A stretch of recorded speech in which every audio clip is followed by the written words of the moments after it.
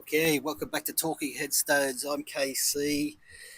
Today we're up in Woodford in the Blue Mountains, New South Wales, Australia. We're at a place called Bulls Camp, also known as 18 Mile Hollow. So Bulls Camp was established or built in 1835. It was a military stockade and housed convicts who were here to guard the Old Bathurst Road or the Western Road, or what it is now known as the Great Western Highway, um, while they were doing maintenance on the road. So the guards were here to oversee the convicts who did all the hard labour. And it was run by Captain John Bull from 1842 to 1845. Captain John Bull was said to be very humane towards the convicts who were treated harshly before his presence. He gave them new clothing, took off the leg irons, built shelters for them to sleep in because most of the time they were just sleeping under the stars. And he also gave them proper burials. Before him, the convicts who died were just buried out in the bush. So we're going to take a look around here today, and after we're going to go up to Blackheath to the cemetery, because when they moved on from here, they moved up to Blackheath, and there are some cemeteries, some headstones of convicts up there that we can have a look at. So some of the things we're going to have a look at are the Groove Rock, the Flogging Stone, the Powder Store, and the Waterhole are some of the historical significant sites that are here. So let's go find them and have a look.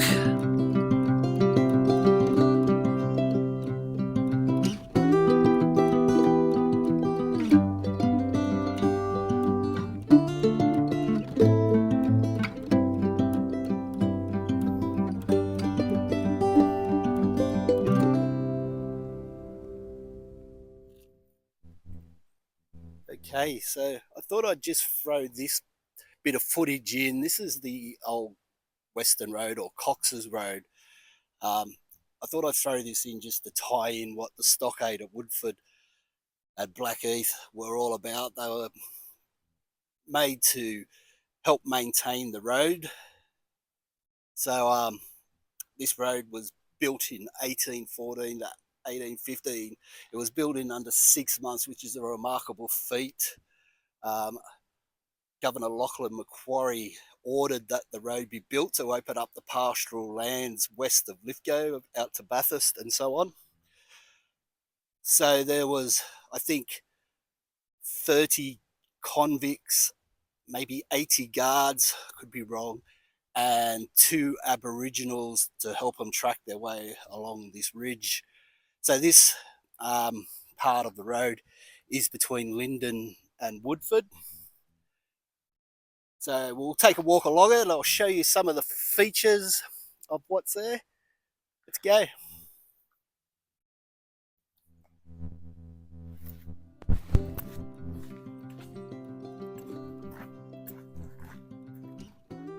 Okay, so in case you didn't pick that up, we're heading in an easterly direction along the Cox'S Road, or the Old Western Road. Right, that doesn't look good. Hopefully it's okay to walk through here. Hopefully they don't mind.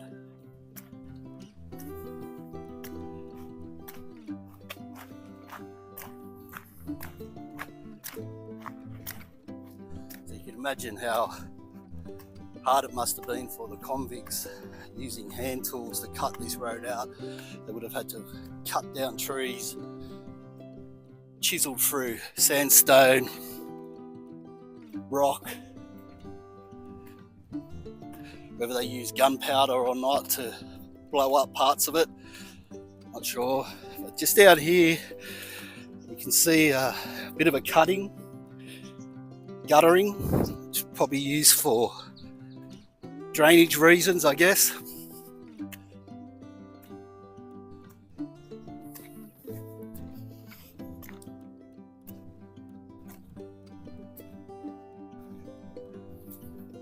So I'd say this section probably a kilometre long, 1 kilometre maybe.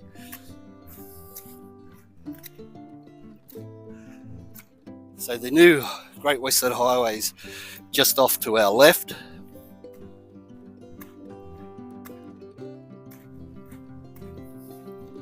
Right, I'll bring you back as we get a bit further along the track.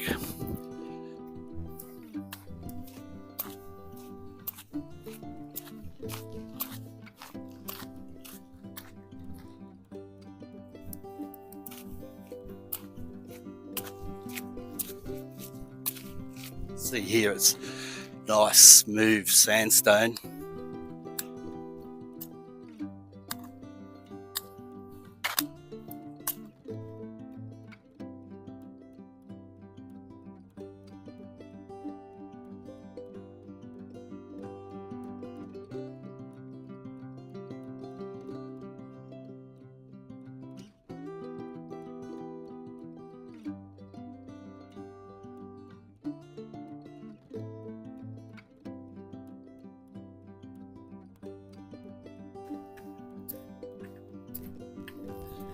So I imagine it would have been a bumpy old ride up along and across the Blue Mountains when you're in a horse and cart. No suspension on a buggy. So I reckon you would have been bumping and jumping and rattling your bones all over the place coming across here.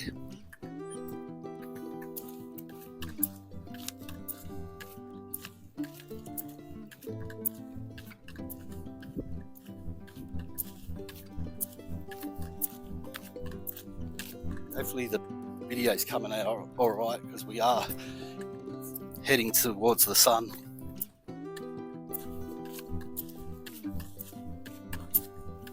I don't know if the camera's going to pick it up, but this is a bit of a steep section.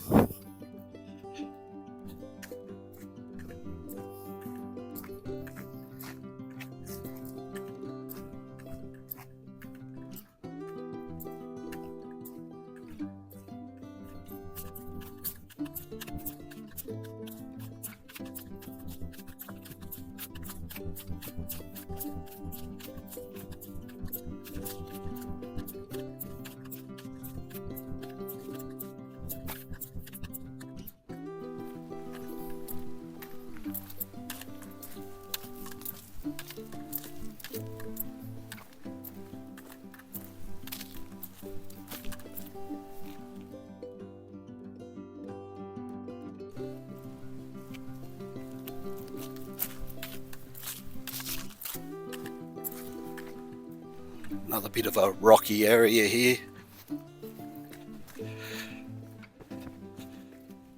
So I don't know how much this would have changed in the last 100 years. Probably not that much. Probably maintain it as a fire trail now. That there is the Linden water pumping station.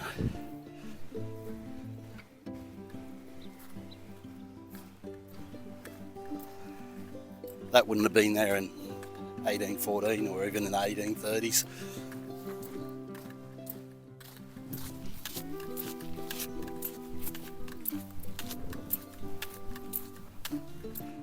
So we're just coming up towards the end of this section.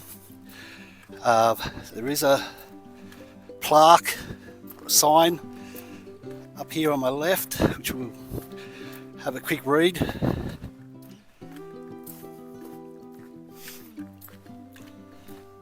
It's actually fallen off its mounting, but it still looks like it's a fairly new sign.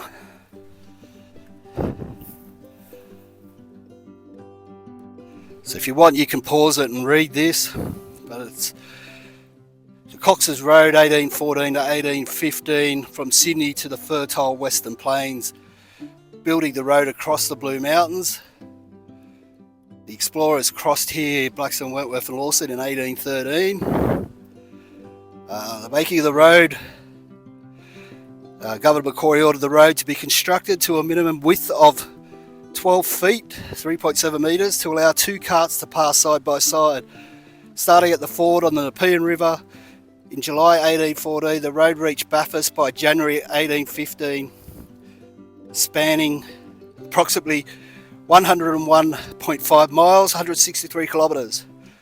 Workers cleared vegetation to 20 feet, 6 metres wide, removed stumps and levelled the ground to ensure safe passage for four-wheel carriages. The naming of the pass, that lithograph was published in 1821 and depicts part of Cox'S Road descending from Mount York to the Hartley Vale below. The artist E. Purcell based the scene on a drawing initially done by John William Lewin. In 1815, the natural history artist travelled with Governor Macquarie on his inspection of Cox'S Road at Western Plains. Governor Macquarie was impressed with Cox'S work and named this descent from Mount York Cox'S Pass. So the road between Lyndon and Woodford quickly gained a reputation as the most difficult stretch of the early Blue Mountains crossing. By 1817 it was notorious for its oppressive conditions, prompting travellers to forge bush tracks to bypass the worst sections. Convict road gangs were stationed permanently to maintain the route and assist those in trouble. One such site was Bulls Camp, 18 Mile Hollow, served as a convict stockade west of Woodford.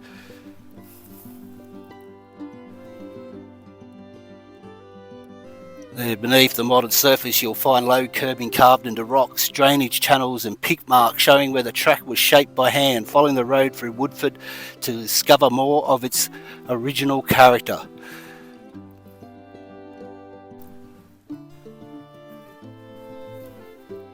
So that's the section left of Cox'S Road at Woodford, Lyndon. I think there's another section where you come in here, so we'll walk down there and see what we can find.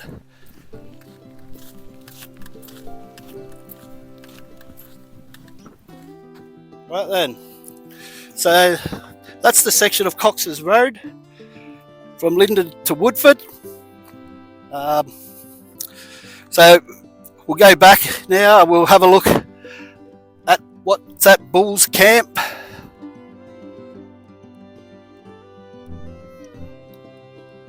So we're looking at the water hole here, or the dam. This was used for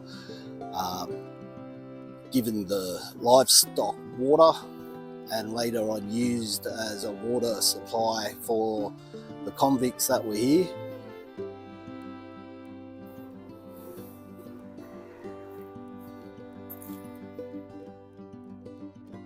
Bit hard to see it through the trees and stuff, but that's the water hole.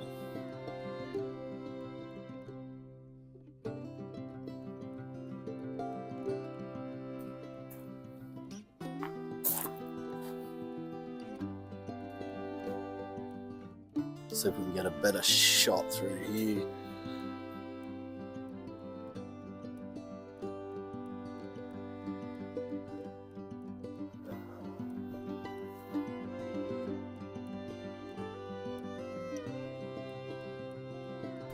Okay, so we're just going to walk down across the grass here. There is a sign up here that says Flogging Stone.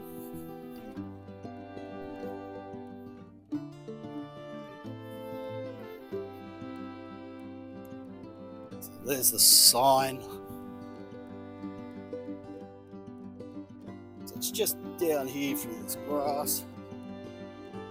Here it is, right in front of us, not far off the main area.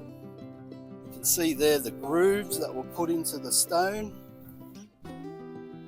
So it's believed this was used to flog convicts on. I don't know how or why, but it's also been said that that may not be true and they may not have flogged any convicts here.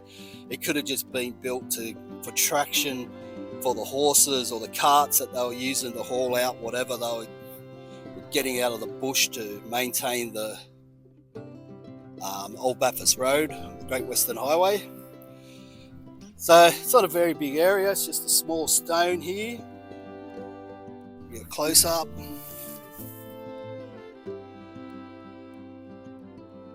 So the grooves are pretty close together. So I like to imagine it was used to flog some convicts for bad behaviour, trying to escape, not working hard enough, but who really knows. So we'll move on to the next thing we can find up here. I'll bring you back in a sec.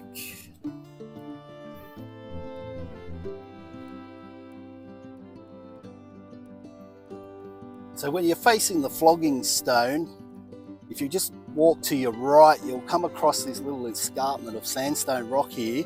You just come down it, you'll see a little track. So if we walk along here, you'll see a big gum tree on our left. Some little freaky hut thing someone's put up there. Bushcraft. So in there, that is the powder room or the powder store.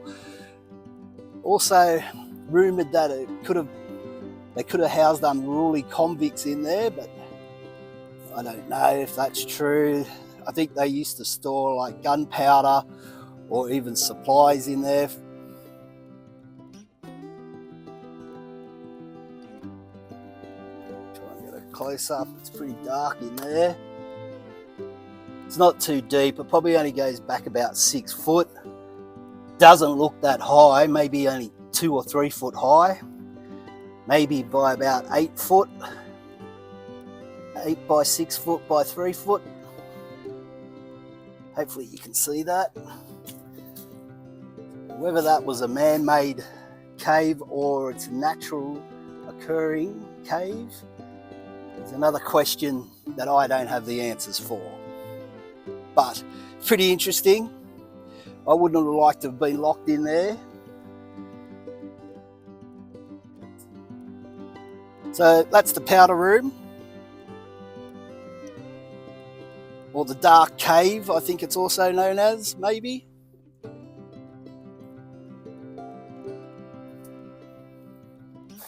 Bit of the scrub, bit of the bush here.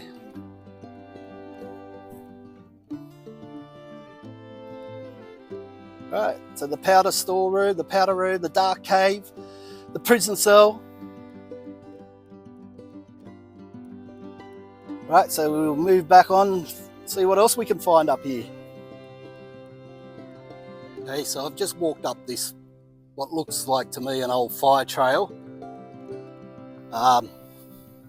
According to the map, which I'll put up now, there are convict graves here, but there's another fire trail that goes down there, but that's yet to be confirmed by, I don't know, the council, I guess. So this, hopefully this little trail just loops back around. I think I've gotten past maybe where the convict graves are supposed to be. Looks like someone has a bit of a campfire out here. So I think it loops back around.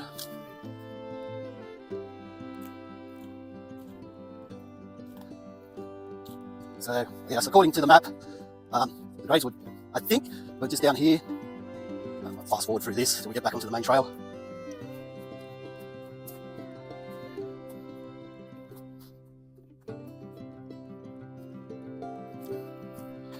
Yeah, so it does loop around. It's not signposted at all, so it is hard to know. They've numbered where certain things are supposed to be, but if there's no signposting telling you this is the spot, I guess we're just guessing.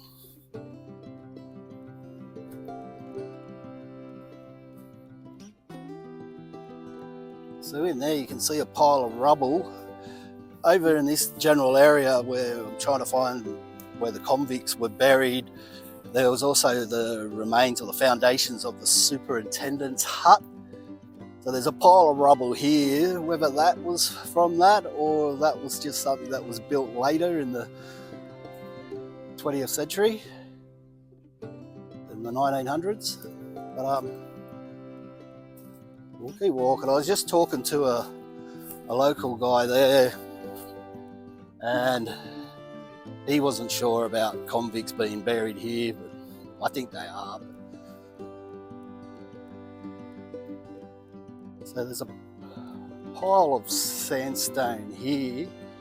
Like, this is the general area on that map where they pointed at, they numbered. So whether they were buried around this area.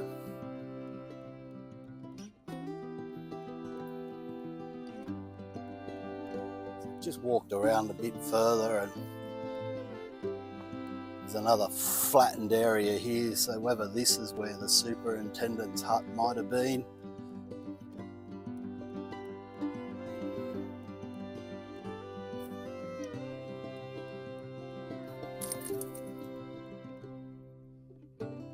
So like I said at the start, they just used to, if a convict died, they used to just drag them out into the bush here and bury them, probably not deeply. So, and I'm imagining that they weren't going to drag them too far out in the bush. So you look over there, you can see in the distance, that's the main part of the camp. So they could have just taken them out to here and buried them out here, anywhere around here.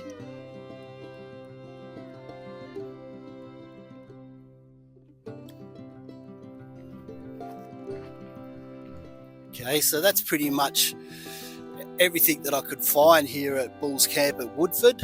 I think now we're going to move up, drive about, I think probably half hour up to Blackheath from here, maybe a bit less, and see if we can find where they moved the convicts up to there when they left this spot, and the ones who passed away up there as well were buried up in Blackheath. So let's get up there and see what we can find.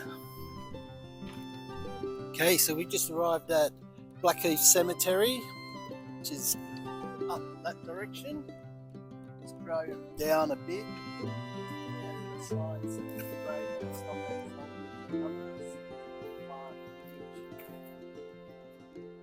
Photo up.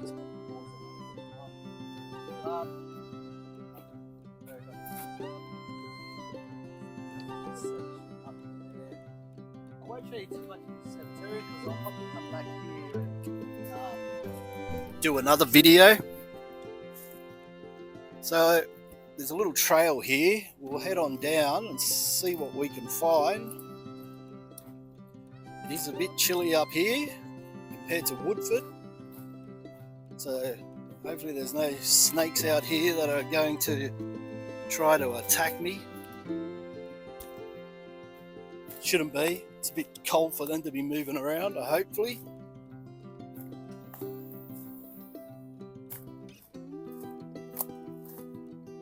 So I'm not sure how far we have to walk. That's not far at all because I've come across something already. So this looks like a little grave here. It's not very big, could be a baby. What we have here,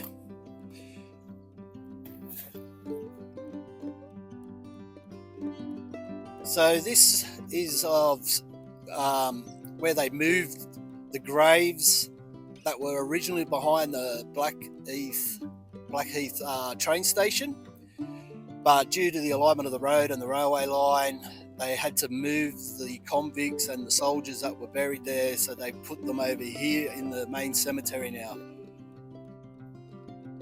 So that one on our right there says sacred to the memory of Oliver Biles, who died 19th of October 1884, aged 15 months.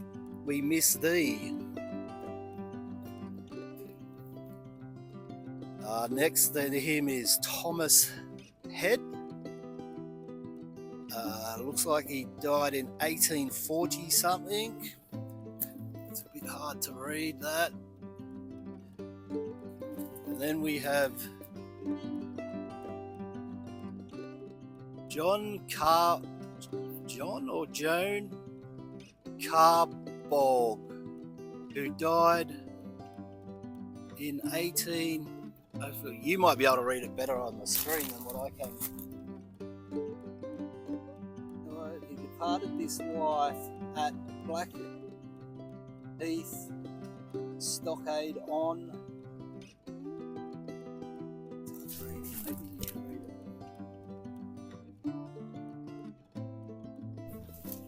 and the fourth one to the memory of Samuel Long, who departed this life at Blackheath at the Stockade on the 16th of June 1845, aged 25 years. Let's just start with the rest of it now. So that's 4 there. There's a couple more up here. That one looks like it's been... Maybe they never put headstones up for them ones there. Then we got this one. It's got the nice, beautiful footstone. Sacred to the memory of William Evans, who met his death by accident at the Katoomba coal mine, December 12th, 1883, aged 36 years. Rest in peace, William. Alright, so there's another one just there. There's this one here. What do you call that? A tomb? Sacred to the memory. And that's pretty unreadable.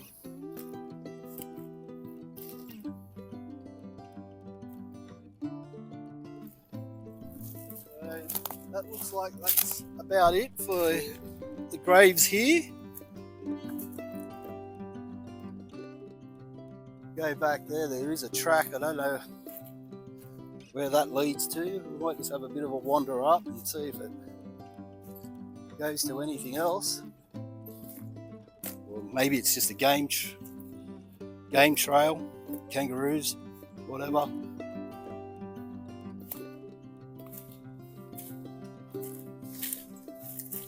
It doesn't look like it's going anywhere. Alright, so that looks like about it.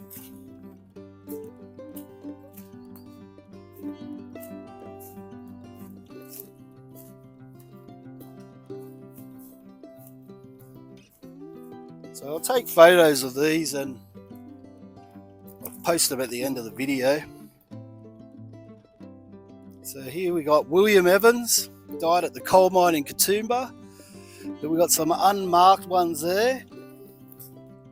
Looks like 1, 2, 3 maybe. And then we got these 4 here.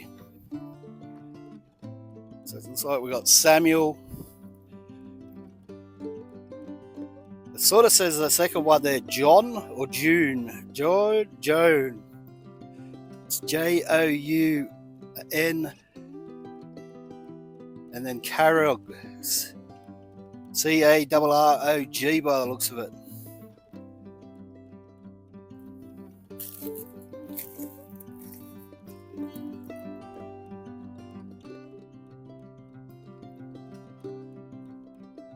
It's hard to read when he actually passed away, but he was part of the stockade. Then we've got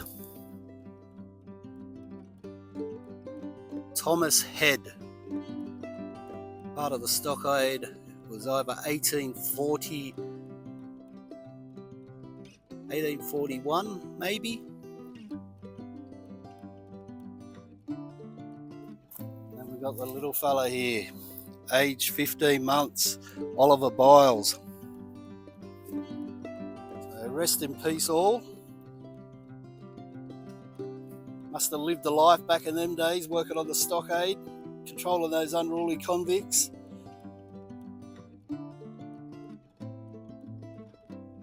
That looks like that's all that's here. Pretty interesting. It's good to see that they did move them on when they did realign the highway.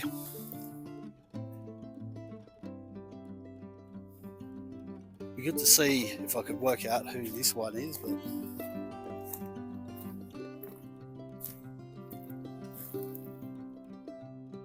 the only bits you can work out on there is sacred to the memory of. Got a nice big slab there, so